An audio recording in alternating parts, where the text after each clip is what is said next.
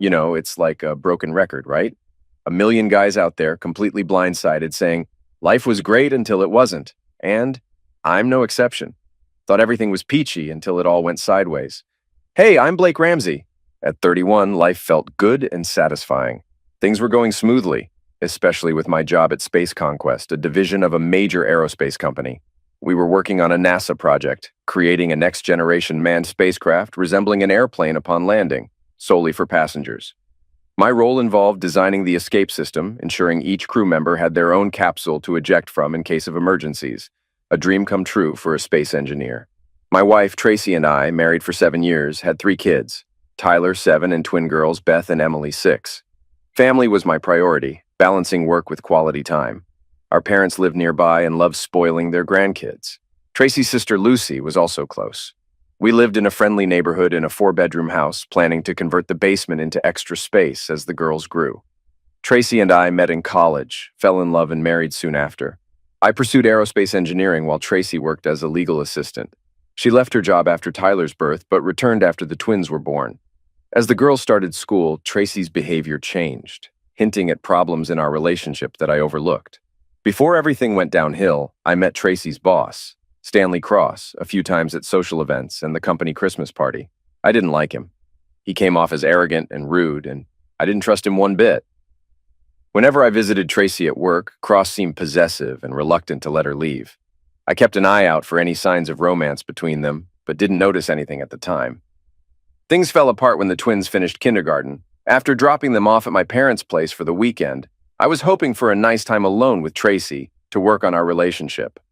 When I got home, she was dressed to the nines, looking incredibly beautiful in a short black dress, high heels, and perfect makeup. Wow, babe, you look amazing. If you had told me we were going out, I would have hurried home. Let me freshen up real quick and change, and I'll be good to go. So where are we headed? Tracy's smirk wasn't a good sign. Well, we're not going anywhere together, but I am stepping out, just not with you. I was stunned. Wait, what do you mean? I've got a date with my boss, Stanley Cross, and this is just the beginning. There are going to be some new rules starting now. Stan's picking me up for a night out, and I won't be home tonight or tomorrow. We've got a room downtown. I'll be back Sunday afternoon. What the hell are you talking about? I shouted. You need to calm down and accept it. This is how it's going to be. I'm going out, but I'll be back Sunday afternoon. Like hell! If you walk out that door, don't bother coming back. No, Blake, I'll be back. We're still married, and I'm still coming home. But you need to understand, I need more. If you make this difficult, you'll be the one leaving. It'd be a shame for our kids to see their dad broke and in jail. Now sit down, and I'll tell you about the changes. Let's do this the easy way before Stan shows up in about 30 minutes. Trust me, you won't like it if he has to explain. If that a-hole shows up in 30 minutes, he'll be leaving with a broken nose in 31. Don't do that, Blake, Tracy said firmly, for 2 reasons. First, you need to hear what he can do if you don't cooperate. And second, he'll have Max with him.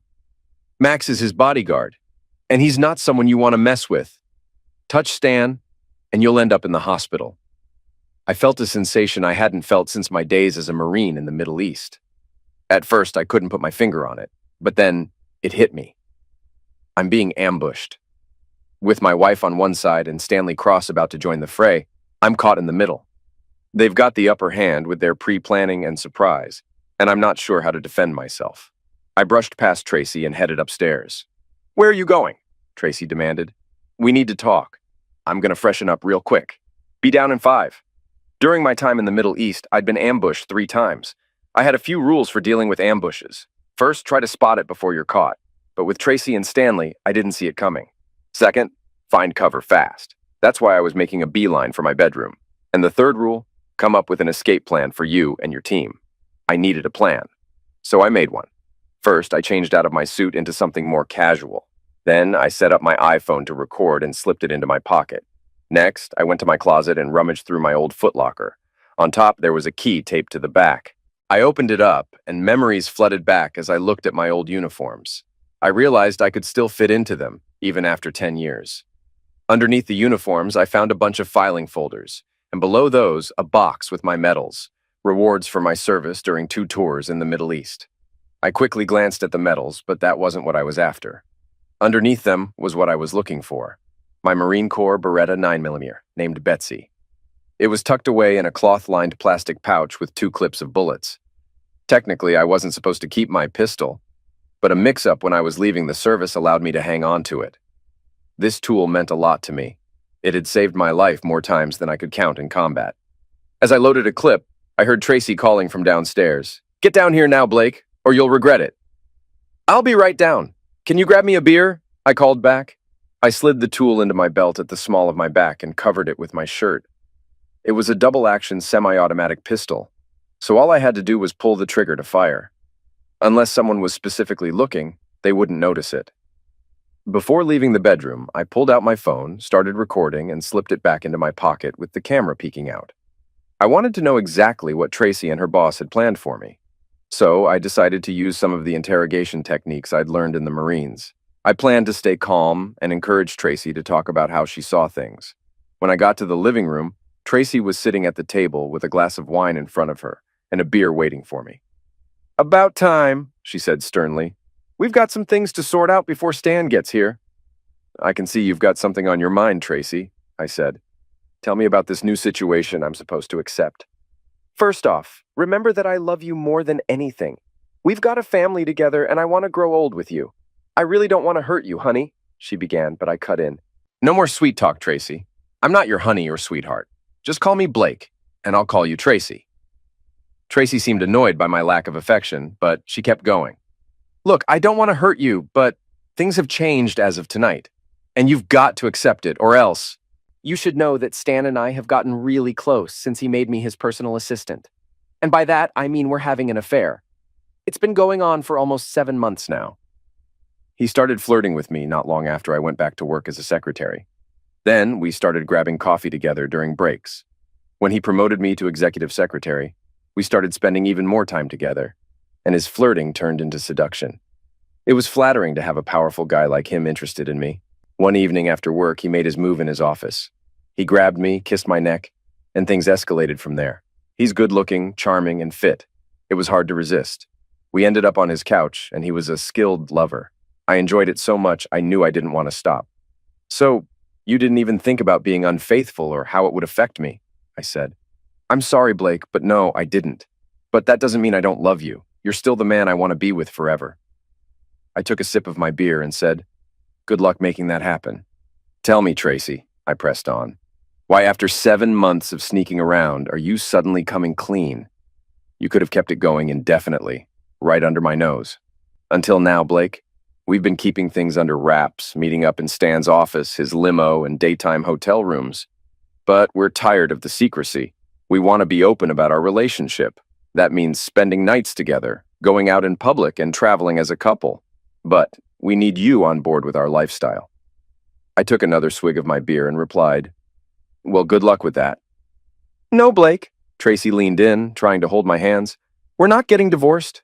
We're staying married. You just have to accept that Stan and I will be spending a lot of time together. I'll be staying with him overnight a couple of nights a week. We'll take weekend trips, and I might even go on longer vacations with him to Europe or the Caribbean. And being his personal assistant means I'll get to travel with him, meet important people, and accompany him to business meetings and social events. Stan's paying me well. It'll be good for us. Think about the perks. Imagine the vacations, our kids' college funds. Finally fixing up the lake cabin like we always wanted." I shot back. "Do you really think I'd want any of that paid for with Stanley's company 403? "I'm not 403, Tracy snapped back, her voice full of anger. "I'm an important part of the company. I'm the person Stan relies on as he runs his law firm. Closeness is just part of the deal when you're with a powerful guy like him. I'm honored that he'd want me as his mistress. And you should be too. And let's face it, this fling probably won't last forever. I'd say it'll run its course in 2 or 3 years tops. Then it'll be back to how it was before. I'll be your faithful wife again, and we'll enjoy our family for the next 50 years. And here's the thing, Stan wants to be buddies with you. He thinks we can share me as long as he gets what he wants and you play by his rules. He knows I love you and still want to be intimate with you. He even said you could have your moments with me. There'll just be some conditions. Since he'll be coming around to our house sometimes, he wants to be part of the family, maybe even like an uncle to our kids." Internally, I was boiling with anger, but I kept my cool outwardly. That a-hole will never lay eyes on my kids or talk to them. Ever! Got it? Then it hit me, and I had to ask, why does that a-hole want to be involved with my family anyway? Doesn't he have his own? Stan's married to a younger woman from a fancy family, Tracy explained. Their marriage is more about convenience, but she can't have kids, unfortunately. Maybe he should adopt and stay out of other people's lives, I said. Stan really wants his own kids, especially a son to carry on his legacy, Tracy added. He'd settle for a daughter too. Ideally, he wants one of each. Why doesn't that a-hole use a surrogate? Then he could have all the kids he wants, I suggested. He's thought about it, but he's worried he wouldn't be a good dad. He wants any kid he has to grow up in a loving family, Tracy explained. Then Tracy looked down. Oh God, here we go, I said, getting even more upset as Tracy's point hit me. Then it hit me. He wants to get you pregnant, doesn't he? And then he wants me to raise his kid.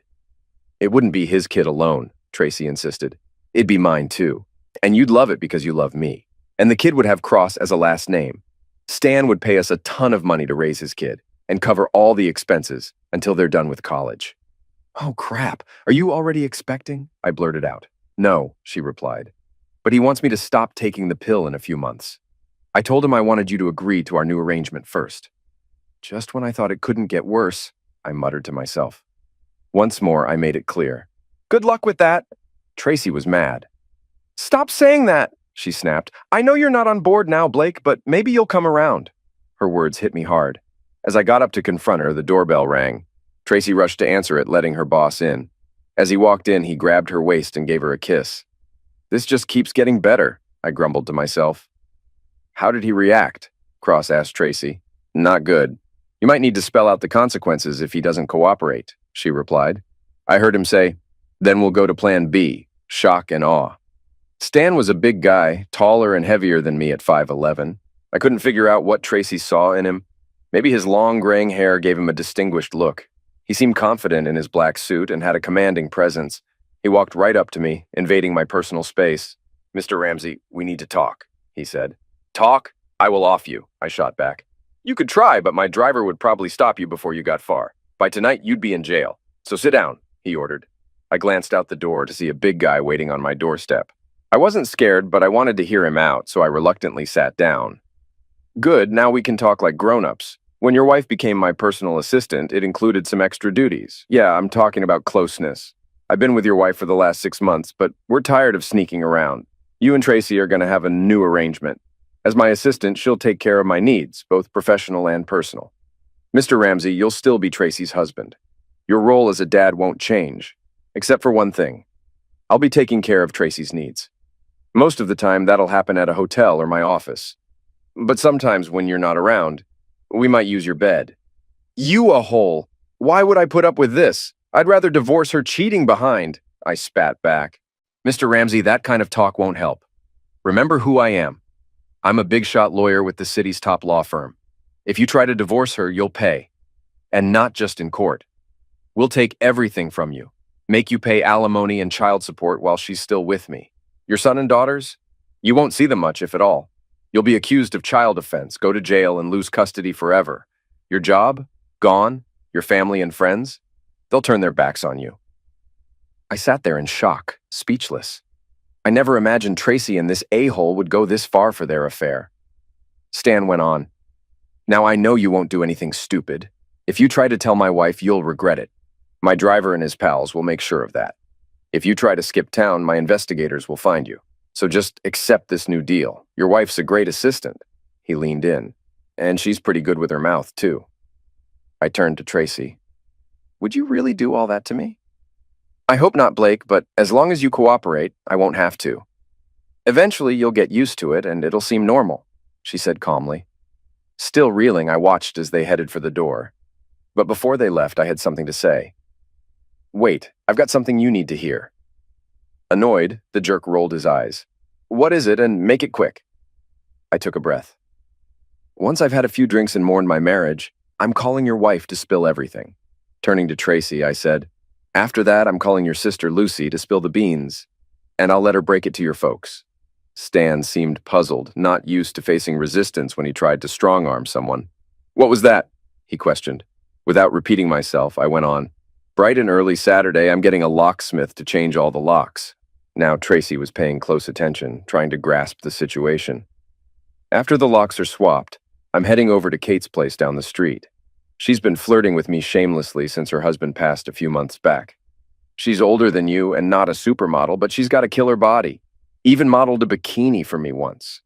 Until an hour ago, I wouldn't have thought of seeing anyone else, but things change, don't they? Tracy looked hurt and stammered. Blake, you can't do that. I went on. When you two get back Sunday, you'll find all Tracy's stuff in the front yard. Every last bit of it. Clothes, shoes, makeup, jewelry, even our wedding album. And no, not in garbage bags. Better hurry to pick them up before the sprinklers hit at 4 a.m. Monday. Now, Stan was getting angry. His face turned red, fists clenched, realizing his threats meant nothing. Tracy looked pained. One more thing, I added, wrapping up.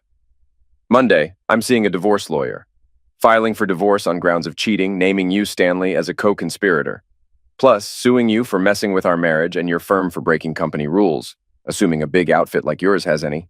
Even if the lawsuits flop, they'll still put a dent in your rep, Stanley. The jerk was livid. He hurled the overnight bag at the wall and marched toward me, invading my space again. He jabbed my chest hard with 2 fingers. I had to really hold myself back from hitting back. Listen, you fool, he began. You don't have a clue who you're messing with or how ruthless I can be when I want to destroy someone. I'm Stanley Cross. I run the biggest law firm around here. I could tear you apart legally in no time. By the time Tracy and I check into our hotel, you'll be in handcuffs for all sorts of charges. You might think you can fight back if you're innocent. You can't. I've been practicing law in this state for 30 years. I know most of the top cops personally, and I'm buddy-buddy with a bunch of lawyers in the DA's office. Heck, I've even slept with a few. Most of the judges in this city either owe me big favors or know I've got dirt on them. Even the politicians owe me because I've helped them get elected one way or another. Stanley was really on a rant, and I didn't want to interrupt. If you go out with your friend Kate tomorrow, the cops will pull you over and find some reason to search your car. They'll probably find pills. Then the Vice Squad will get a tip about offensive videos with minors on your computer. And that's just the start. How long and expensive do you think it'll be to fight all that? You won't find a lawyer brave enough to take me on. You'll be ruined. Meanwhile, I'll still be with your wife. Got it, fool? I believe every word you say, jerk. Stanley turned to me again. You need to show me some respect. Call me Sir or Mr. Cross. Call me a hole one more time, and Max here will teach you some manners. When he said this, he slapped me twice with his right hand to make his point clear. The second time, I grabbed his hand with my left and in one swift move, snapped all his fingers backward until they were touching his wrist, and I held them there. Cross was caught off guard. For a moment, he seemed stunned, staring at his hand in disbelief. Then the pain hit him, and he let out a loud cry. I pushed him away, and he fell onto the couch. Tracy rushed to his side to help. He unfolded his fingers, clutching his flattened hand to his chest, and rocked back and forth in agony. You cursed bastard! You'll regret this! I'll make you pay! Remembering his bodyguard waiting outside, he shouted, Max, get in here! The front door swung open, and Max entered. He was huge, resembling a tough guy from an old 1940s movie, exuding strength. Yes, Mr. Cross, Max acknowledged. Cross gestured to me with his uninjured hand and commanded, Take care of him, Max. Yes, Mr. Cross, Max replied, moving across the living room toward me. Tracy attempted to object, but Cross brushed her aside. I had expected a confrontation like this when Tracy mentioned Cross would bring his bodyguard. I knew I might face some rough treatment. This was going to be tough, though. Hardly anyone knows that I was a POW. It lasted only 17 days, but it was enough to earn me the POW medal. During my captivity, I was the only American they could get their hands on, and they took out their hatred on me. But I learned something. I can endure offense. The real torture came from hanging from a beam in my cell, arms pulled painfully tight behind me. The agony was unbearable and ceaseless. So compared to that, taking a beating was a piece of cake. I stood my ground, offering no resistance as Max swung his massive hand. His blow landed square on my nose, sending me crashing into the coffee table, dazed. Clearly injured, I could see Max hesitating, unsure if he should continue. He looked across for direction. Hurt him, Max. Hurt him real bad, Cross ordered. Max seized me by the hair, lifting me up and delivering another blow, this time to my left eye. I collapsed once more, my vision blurred. Realizing I couldn't endure more without losing consciousness, I quipped up at Max. You hit like a girl. His pride wounded, Max grabbed my hair again, preparing for another strike. but he was in for a surprise when I shot him in the foot. This startled everyone in the room. Max recoiled in pain, stumbling backward until he landed in my favorite leather chair. Meanwhile, I fell to the ground. As Max reached for his own tool, I warned him, "Don't do it, Max." When he ignored my warning and reached for his tool, I fired again. He dropped his tool, screaming in agony. I crawled over, disarmed him, asking, "How many men have you ended, Max?" Feeling the heat against his temple, Max shook his head, indicating he'd never removed anyone. I reminded him that I'd taken down 27 men, all soldiers fighting for their beliefs. Then I asked, "How much respect do you think I have for you?" Max shook his head from side to side once more. "That's right, Max. None," I replied. "So there isn't much reason I shouldn't off you, is there?" Max pleaded. "I have a family." I retorted, "Well, Max, I have a family too, and you didn't seem to care much about mine. Maybe your family would be better off if you were gone." "Please," he begged. Glancing at Max's shoulder, I remarked, "I shot you right through the shoulder joint, Max. You're gonna bleed out if I don't get you to a doc within an hour or so. But don't worry, those orthopedic surgeons can fix anything with all their plastic and ceramic replacement bones they use. You might have to learn to use your left hand for some things like eating, writing, or shooting. But you'll probably have mobility issues with that arm for the rest of your life. And if you ever feel pain in that arm again, think of me. And if I ever see you again, I'll assume you're out to hurt me and I won't hesitate to finish you. Got it?" Max nodded in understanding. I pulled his shoulder forward to inspect the wound. Max winced in pain. "Damn, Max," I lamented.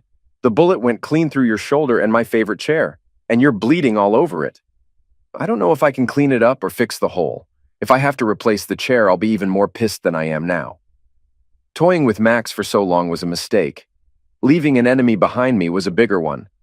Tracy's warning snapped me back to reality. "Blake, watch out!" I turned just in time to see Cross swinging a fireplace poker at my head. Luckily, my arm blocked most of the blow, but it broke my forearm. With my tool knocked away, Cross went for it, but I hit him hard in the groin. He fell to the ground in agony. I grabbed my 9mm and pinned him down. "Open your mouth," I ordered. Cross refused to comply. He clenched his lips and shook his head, signaling his defiance. So, I struck hard, causing a deep cut on his lip. His mouth opened and I forced the tool down his throat, making it hard for him to breathe. "How's that for my version of shock and awe, huh?" I taunted. "If you heard what I told Max, you'd know I've officially destroyed 27 men in combat. 7 of them met their end with this magnum. And before you think of resisting too much, know that this tool only needs 4 ounces of pressure on the trigger, and I've already got 2 ounces, I warned. With that, Cross ceased his struggling. "Now, where's your cell phone?" I demanded. Cross indicated it was in his left breast pocket. I retrieved it. "Turn it on," I ordered. Using his thumbprint, Cross powered on the phone. "Now call your wife on FaceTime," I instructed. Cross's eyes widened, but he complied. After a few rings, a woman answered. "Stanley, why are you calling me at this hour? And who is this?" The woman questioned, alarmed by the sight of a red face she didn't recognize. "Mrs. Cross," I began. "My name's Blake Ramsey. You might not know me, but you probably know my wife, Tracy Ramsey. She works as your husband's personal assistant." "I know Tracy," Mrs. Cross acknowledged. "What's going on? Why are you hurt and where's my husband?" "I'm holding your husband down, Mrs. Cross, with a tool in his mouth," I revealed, angling the phone to show her Cross's face. "Oh my God," she exclaimed. "Please don't hurt him." "Listen, Mrs. Cross, time's short. Your husband and my wife have been having an affair for months. Today, they plan to spend the weekend in a hotel. When I objected, your husband had his goon beat me up. Sadly, I had to shoot him, and now your husband's next," I informed her. "My husband's supposed to be at our place in Palm Springs working on a case," Mrs. Cross stated. "He's right here on my floor, Mrs. Cross. And meet my wife, Tracy." I showed her Tracy, looking scared on the sofa. "As you can see, my wife's all dressed up, ready for a night out with your husband," I pointed out. "This is unbelievable," Mrs. Cross reacted. "I was shocked too," I added. "Gotta go, Mrs. Cross. Cops are coming. Nice chatting," I ended the call. "Back to you, a-hole. Your wife's got a hint now. What was your plan? Send Max and pals to rough me up?" I asked, glancing at Max. "Max needs some time off," I remarked. I warned him, "Send anyone, I'll off 'em, then come for you. Got it?" Cross nodded, and I withdrew it.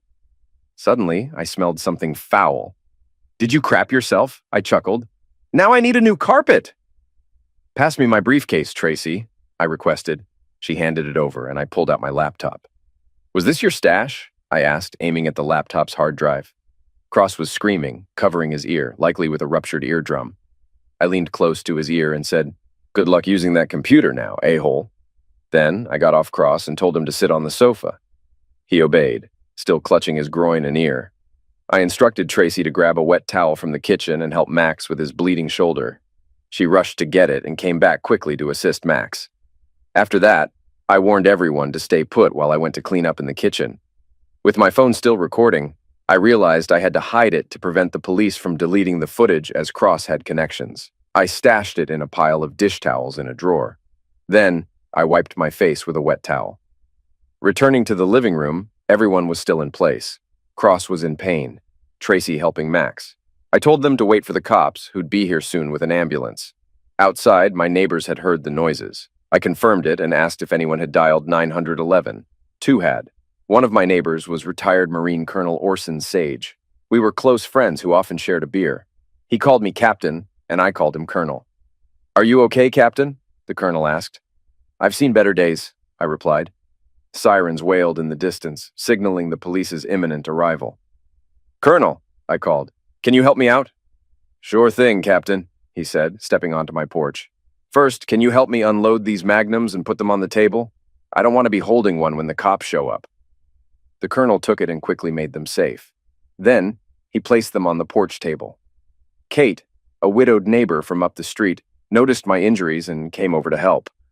Turning to the Colonel and Kate, I said, "I wish I could explain everything, but time's short. My wife's boyfriend, a lawyer, threatened to frame me with pills." I handed the Colonel my keys. "After all this, if the garage isn't taped off, hide my car. The garage code is our street address." "Got it, Captain," he replied. Kate interjected, "You look really rough, Blake." "My head's pounding and I'm feeling dizzy," I admitted. "Guess I took a harder hit than I thought." With Kate's help, I sat on the porch steps when two police cars showed up, lights flashing and sirens blaring. They cautiously approached, hands on their tools, but the Colonel assured them there was no threat, pointing to the unloaded tools on the porch. I told them about the three individuals inside. A police officer noticed my condition and said, "Looks like you need some medical attention too." Soon, two ambulances arrived, lights flashing and sirens blaring. Emergency technicians hurried to the porch while another officer informed them about the injured man inside. As my dizziness worsened, Kate urged me to lie down while an EMT checked my face. I mentioned my possibly broken forearm. Later, in a haze, I saw Max being wheeled out on a stretcher and Cross being helped into an ambulance. Tracy, escorted by a female officer, stopped nearby, crying and apologizing profusely, but I rejected her, saying, "Go to hell, Tracy," before she was taken away. I either passed out or received pain medication, remaining unconscious for 3 days. When I woke up, a nurse named Rose greeted me kindly. Alone in the room, I assessed my injuries: a cast on my right forearm, gauze and tape on my left eye and nose. Besides that, I seemed okay, connected to various machines. Dr. York kept me sedated for a possible minor concussion, giving me something to sleep until morning. I woke up to find my left wrist cuffed to the bed rail. Detective Sergeant Hardman explained I was under arrest for multiple charges, including offense and magnum use. He mentioned my wife and 2 others had filed the complaint. After he left, Rose confirmed she knew about it. Dr. York assured my recovery and informed me of my transfer to a new ward. A few days later, a lawyer named Sam Wilton visited, suggesting I plead guilty to negotiate with the DA.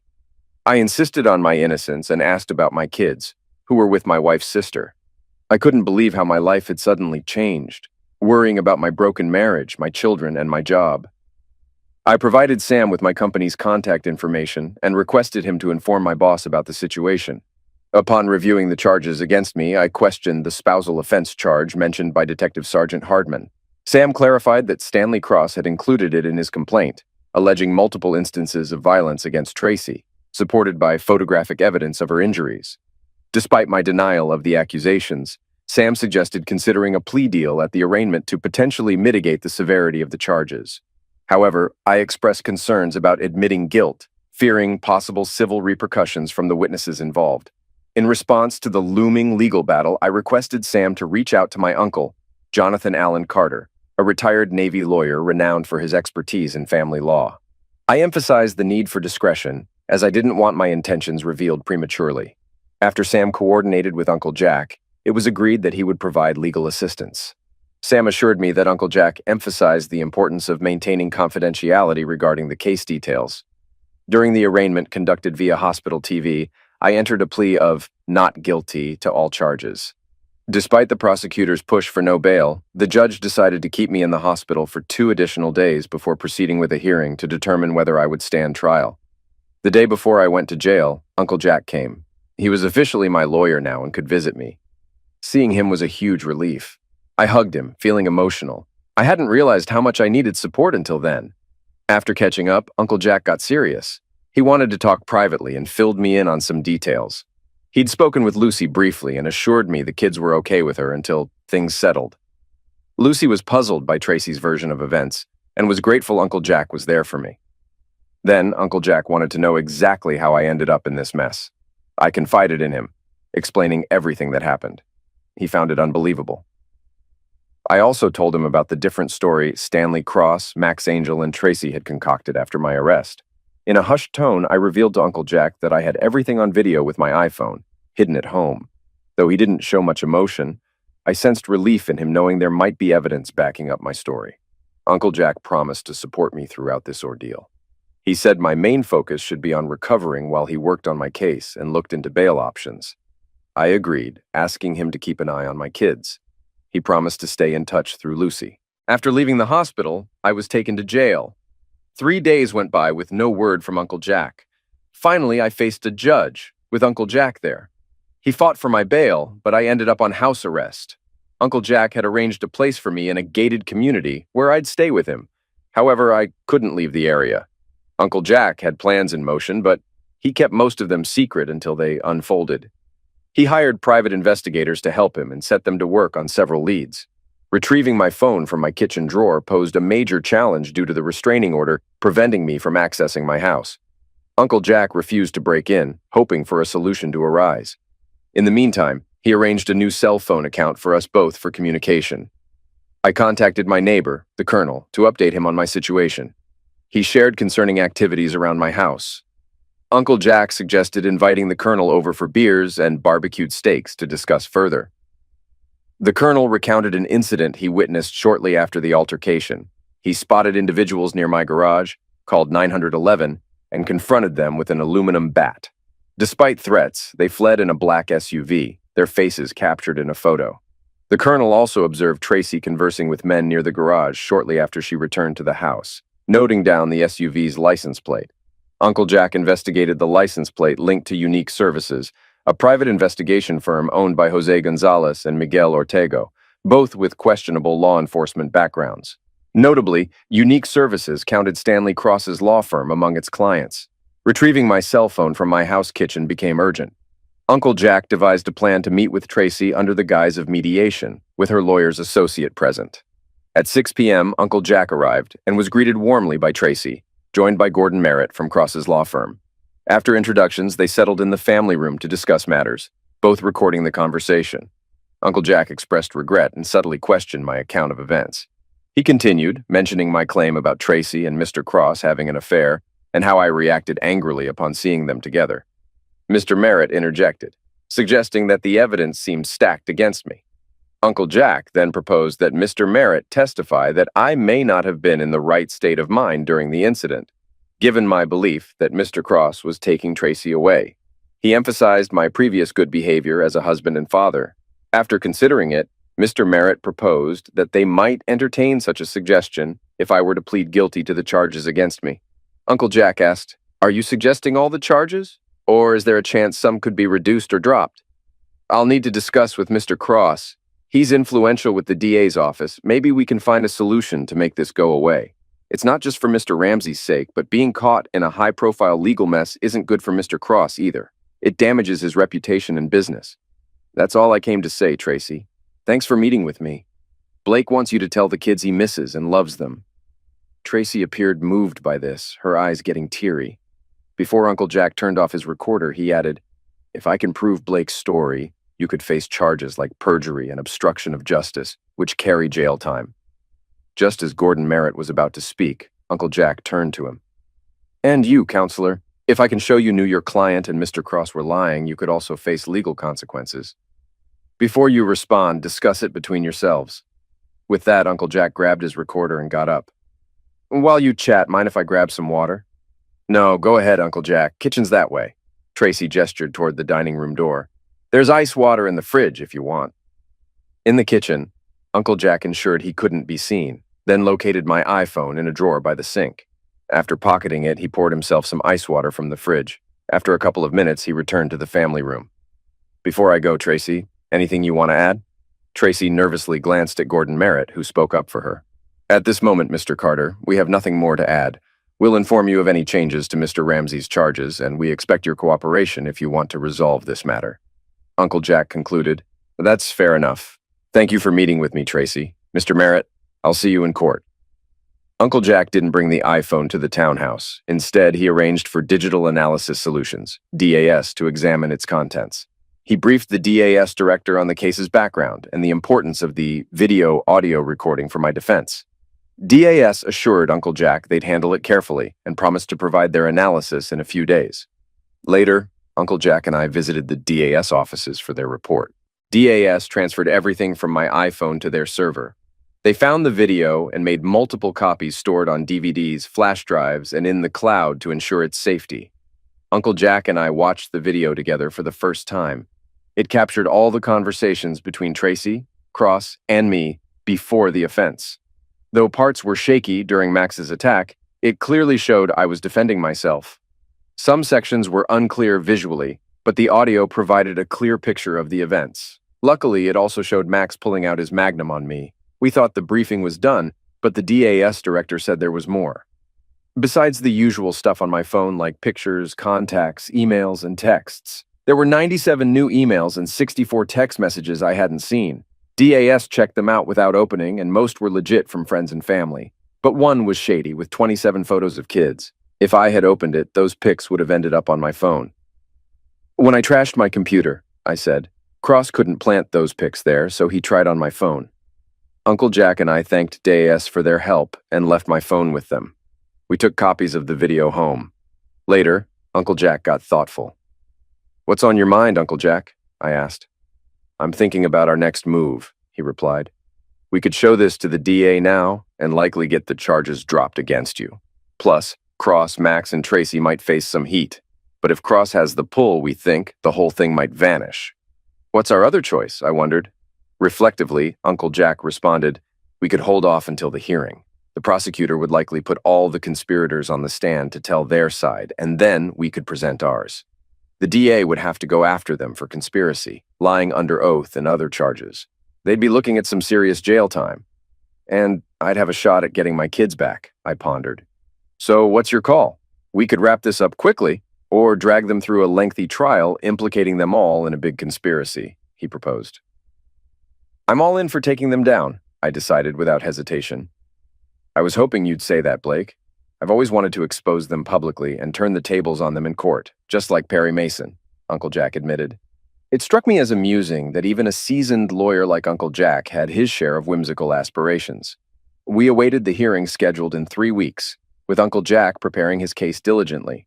He cautioned against revealing our trump card, the video, too early to prevent its suppression by the prosecution. So we kept it under wraps until the hearing. A week before the hearing, Uncle Jack returned home to San Francisco for other obligations.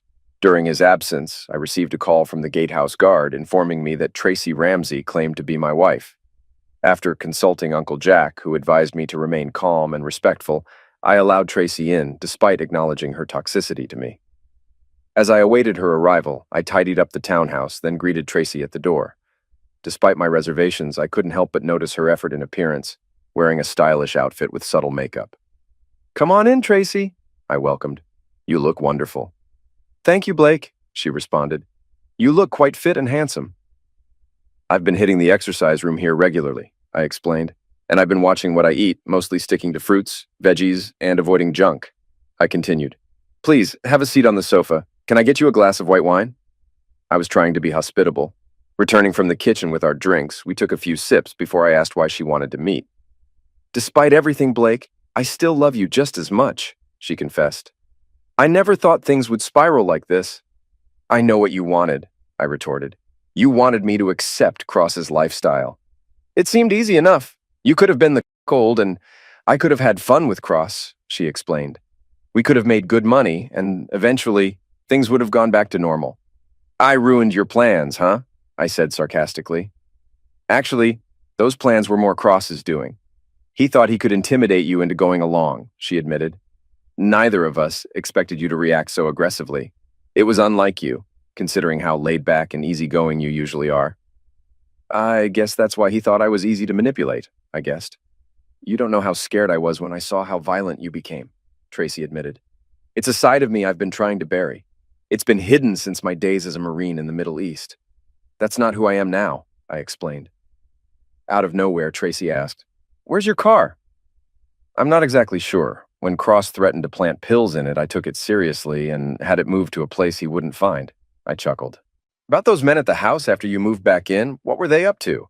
They seemed too interested in the garage and my missing car, I inquired. Tracy reluctantly confessed, I think they wanted to plant evidence in your car. I didn't want them to, but Stanley insisted we had to frame you. You don't seem to care about piling evidence against me. Your story could land me in prison. If you really love me, just tell the truth, and the DA will drop the charges, I pleaded. I can't, Blake. I'm in too deep. Stanley's too influential, she reasoned. Sounds like bad luck for me, I remarked. Then I asked, what's this charge of offending you? From the pictures, it looks like you had cuts and bruises. I never laid a hand on you. That was Stanley's plan. As soon as you stepped out, he concocted an alternate version.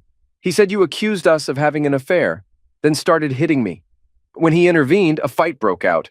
He claims you broke his nose, blackened his eye, and shot Max before he could help. To make it believable, he hit me a few times, Tracy confessed. I'm sorry, Blake, Tracy sobbed.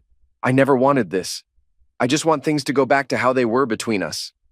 Well, that's not possible, I replied firmly. There's a way out, Blake, Tracy said earnestly.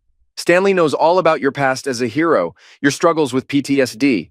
He wants you to plead guilty based on that. He says he can use his influence to get you committed to a VA hospital for treatment. Afterward, we could start fresh, just us and the kids. So, that was her plan, to convince me to accept a plea deal for a reduced sentence. I pretended to consider it. That sounds promising, Tracy, but I need some time to think. And I have to talk to Uncle Jack about it too. He's not had much luck finding evidence to help me. Do it for yourself, Blake, she urged. For us and the kids. It'll all be behind us in a few years. I highly doubt that, I retorted. You cheated on me, wanted me to accept your affair, threatened to take my kids, and now you're framing me. That's more than a bump in the road. That's why Stanley's offer is the best way out for everyone, Tracy insisted, tearful.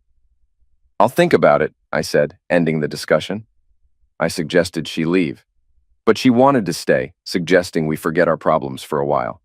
Not happening, Tracy, I said firmly. I stood firm, and Tracy got the message.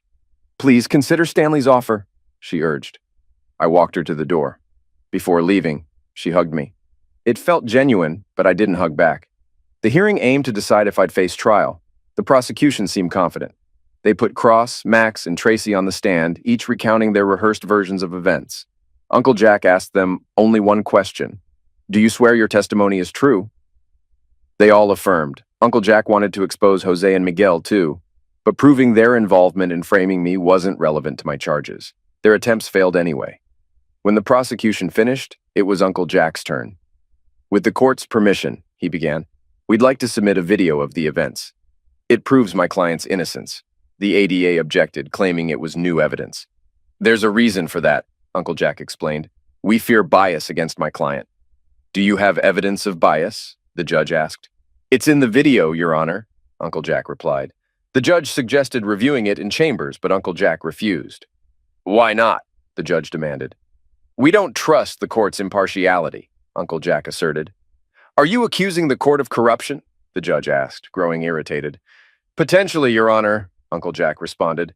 Can you prove your claim, Mr. Carter, or is that evidence also in the video? As a matter of fact, it is, Your Honor, but I'd like to illustrate what I mean if you'll answer a few questions. So, let me get this straight, Mr. Carter. You believe you can show this court is biased against your client by asking me questions. Is that right? Yes, Your Honor, Uncle Jack affirmed. All right, Mr. Carter, go ahead with your questions. But if you can't prove your point, we'll review the tape privately and I'll decide its admissibility. I agree, Your Honor.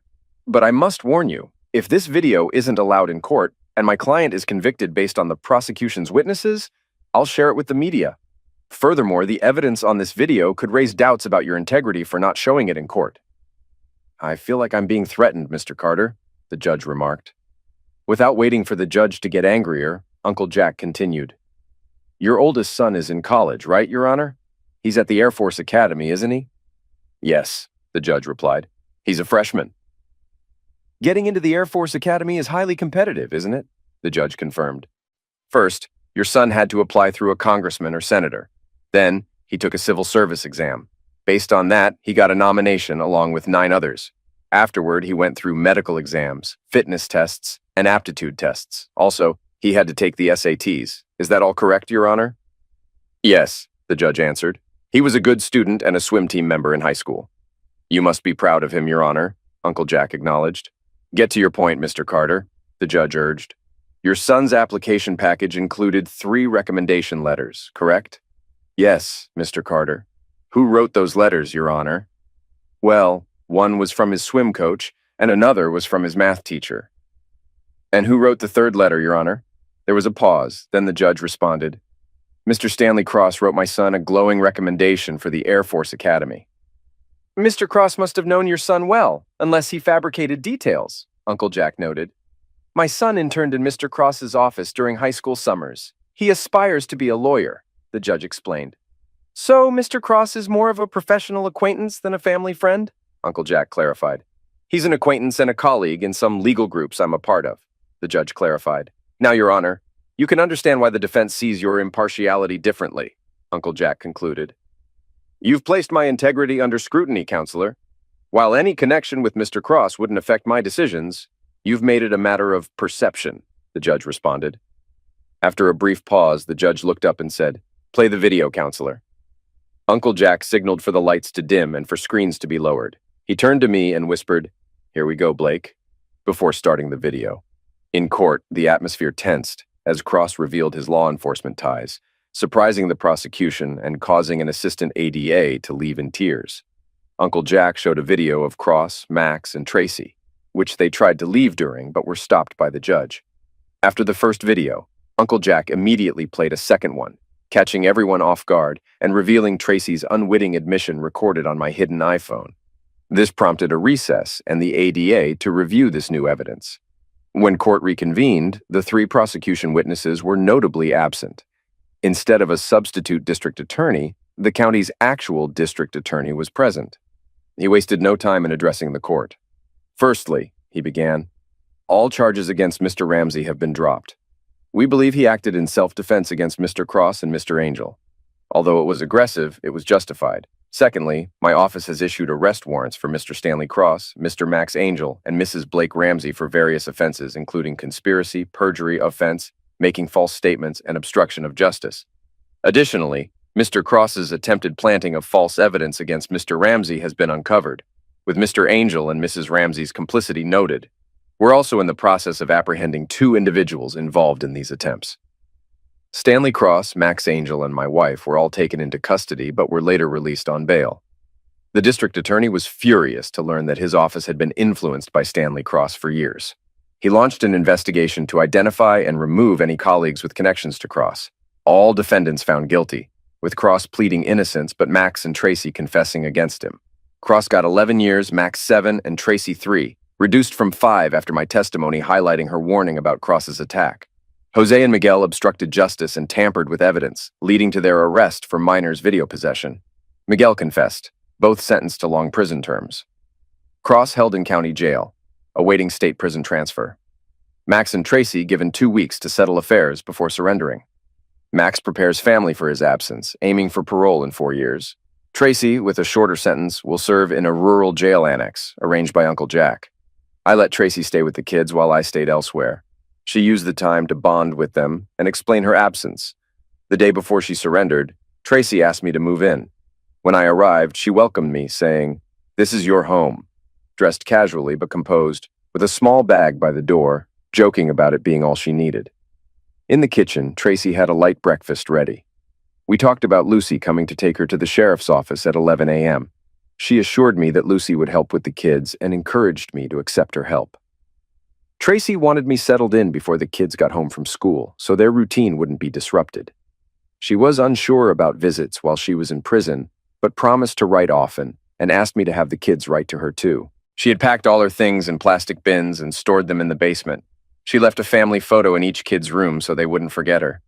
Tracy mentioned she'd ordered a new king-size bed for the master bedroom, with new sheets and blankets, which had arrived recently and remained unused.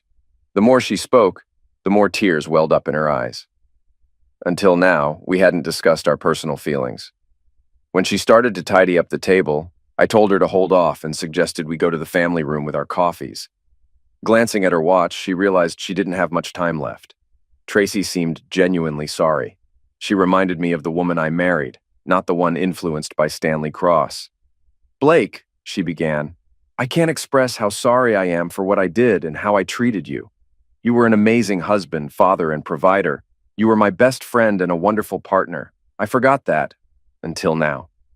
I take full blame for my actions. Even though Stanley Cross had a hold on me, I made the choices that led me astray. I'm so ashamed. Facing you now is tough, not just for you, but for our families, friends, and especially the kids.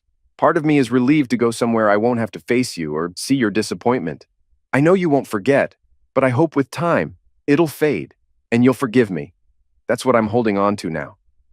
Tracy finished speaking and wiped her tears, then stood to ask if I wanted more coffee. As she stood before me, I pulled her into a tight hug. She cried, and we held each other until she calmed down. When Tracy heard Lucy's car horn, she knew she had to leave. After wiping her tears, she grabbed her things and told me she loved me before departing. I stayed behind, organizing my belongings. A few hours later, Lucy called, offering her support. I welcomed her company, knowing we needed to discuss raising my kids together. Living without their mom, I took on the role of a single dad, ensuring Tyler, Beth, and Emily were okay. Lucy was a tremendous help, stepping into the mom role. We waited about a month before visiting Tracy. Lucy went first with the kids, returning excited about seeing Tracy. Lucy described a pleasant visiting area in the prison, easing our worries. 3 months into Tracy's sentence, I visited her. She seemed positive, especially around the kids, but privately, she still felt deep regret. During a visit, Tracy's friend Candy introduced herself. Nicknamed Dummy for her choices, Candy regretted her actions. A year passed, and Tracy might be eligible for parole soon. Uncle Jack suggested she pursue online paralegal courses at the University of Virginia, a promising career path given her legal background. Tracy agreed and enrolled. Meanwhile, Lucy and I worked on finding a place for Tracy to live after she got out. We found a small 2-bedroom townhouse with a garage nearby, close to the courthouse and law offices in the city. We bought it with the understanding that Tracy would pay us back eventually. On the day she was released, Lucy picked her up alone because of the paperwork. When they arrived at her new home, Tracy was overwhelmed, crying tears of joy. Her family and mine were there to welcome her, along with Uncle Jack and his wife. The kids gave her a tour of the house and cooked her dinner on the patio. Once she settled in, Tracy expressed her gratitude to everyone for accepting her despite her past. Uncle Jack helped set up job interviews for her with different law firms, and she was thankful for his support. After Tracy got settled and started working at the law firm Uncle Jack recommended, she invited me over for dinner. She made my favorite meal, meatloaf with potatoes and peas. During dinner, we avoided talking about the past and focused on other topics like the kids, work, and the weather. After dinner, we went to the family room where Tracy had soft background music playing from the TV's music channel. "I invited you over tonight, Blake," she began, "because I wanted to talk about us, or rather, you and me. What do you think will happen to us? I'm struggling to see what the future holds." "I don't have a crystal ball either, Tracy," I replied. "But here's what I think is most likely. We'll keep raising our kids together as a team. They need you just as much as they need me. Having you back home has lightened my load quite a bit. I have some free time now that I didn't have before, and I bet you'll enjoy having some free time without the kids around all the time. I've had a somewhat active social life, unlike you. Nothing too serious, but it's been nice to go out for dinner or a movie now and then. Once you're more settled, I think you'll enjoy being more socially active too." "Do you think you'd ever want to be with me again, permanently?" Tracy asked. "If you mean getting married again, then no," I said. "Too much has happened for me to consider marrying you again. But I've moved past what happened, and I look forward to always being friends without any romantic involvement. But that's as close as we'll ever be." Tracy looked down, tears welling up in her eyes. I didn't think so, but I had to ask. I think in the coming years I'll become more social and maybe even start dating more seriously, I continued. Eventually, I'll find someone I can love and ask her to marry me. She might be single, divorced, or widowed and may or may not have kids of her own, but I'll meet someone. The same goes for you, I said to Tracy. As you settle into your new life, you'll probably meet someone you can love too. And they'll probably ask you to marry them. But that doesn't mean we won't see each other often. We'll always have the kids to bring us together. We'll be there for birthdays, holidays, maybe even vacations. And in the future, there will be graduations and weddings. That's the best we can hope for in terms of being together. That's probably more than I deserve, Tracy said sadly. But I can accept that future. Before you leave, I want you to know how grateful I am for how you've treated me since I've been back home, she continued. You could have easily shut me out completely and kept the kids away from me, but you didn't. That's not who you are. It just makes me even more sorry for what I tried to do to you. As I opened the door to leave, I replied, You might not have noticed, Tracy, but I've forgiven you. I don't hold any grudges against you, and I hope, with time, you can forgive yourself. Maybe someday, but not anytime soon, Tracy responded. We hugged each other simultaneously, holding on to the embrace for several minutes without saying a word. Then I let go, stepped outside into the fresh air, found my car, and drove home, saying nothing more.